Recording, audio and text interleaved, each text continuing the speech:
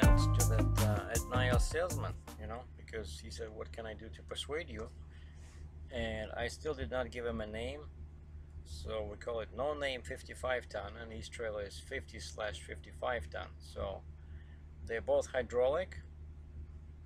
The trick with this one, he said that Etnaya doesn't actually have a 50-ton trailer, so why they do it like this, 50/55, it means that it can take 50 tons or 100,000 pounds in 12 feet, or it can take 55-ton, quote, evenly distributed, unquote. And that's like total BS, because if you need an entire length of the trailer to take 55 ton, that's useless. So basically it's a 50-ton trailer, right? So frame capacity is much stronger in the no-name 55 ton that I like. Well, construction, this steel is more expensive. 100K PSI or T1 steel is more expensive, but also it's more brittle.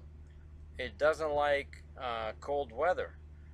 For example, I talked to Eager Beaver at this Kentucky truck show, and the guy said they only use 80K or 80,000 PSI steel for their trailers because that steel handles cold temperatures better, and he says Alaska companies buy a lot of those trailers, so that's why I don't think it's a drawback that this no-name trailer uses a cheaper combination. Instead of using T1 steel all over, it uses 100K plus 80K, lower deck length, that's the main deck. I made them custom on both trailers, so pretty much the same, 26 feet long. Now lower deck height is very important, but what I noticed that lots of companies basically cheat, because yeah, they show you the top small number, but then when you look at this, that's the spacing from the ground to the bottom of the deck, and it's 6 inches. So basically 22.6 is the same as 24.8, because if you raise the trailer by 2 inches, then the top becomes 24 and the bottom becomes 8.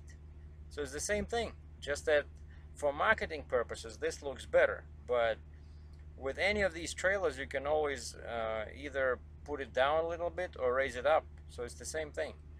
Okay, gooseneck swing radius, that's very important. That's how that determines how close you can get the truck towards the trailer.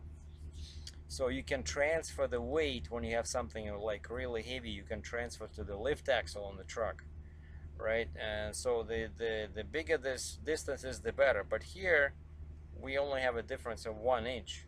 That's no big deal. Now floor material, epitone is a better wood than oak, right? And epitone lasts longer and it's more expensive. So the cheap no-name trailer uses oak because I wanted to take this option, but then I just decided to save money. So it's almost $1,000 if you want to add epitone, but it's available. Now rear deck on this lowboy trailer, most guys go with open wheels, and just boom trough.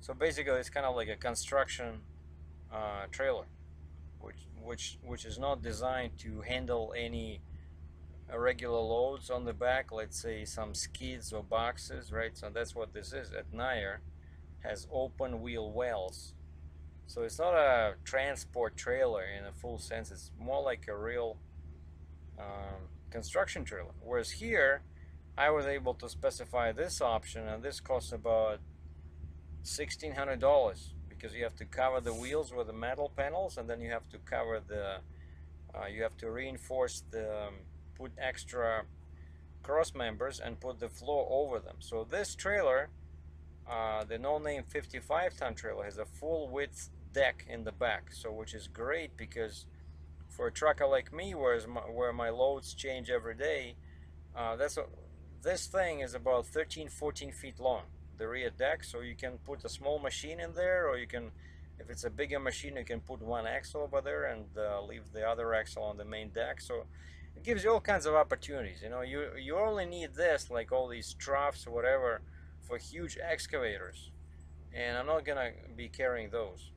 Now axles, The no-name trailer uses a 25,000 pound axle. This one uses 22.5, which is weaker. And I asked the Etnaya guy about this, and he said, well, actually our axle is 25,000, but we use slightly smaller brakes because our customers complained when we used those heavy-duty brakes that they were, doing something there that they didn't like.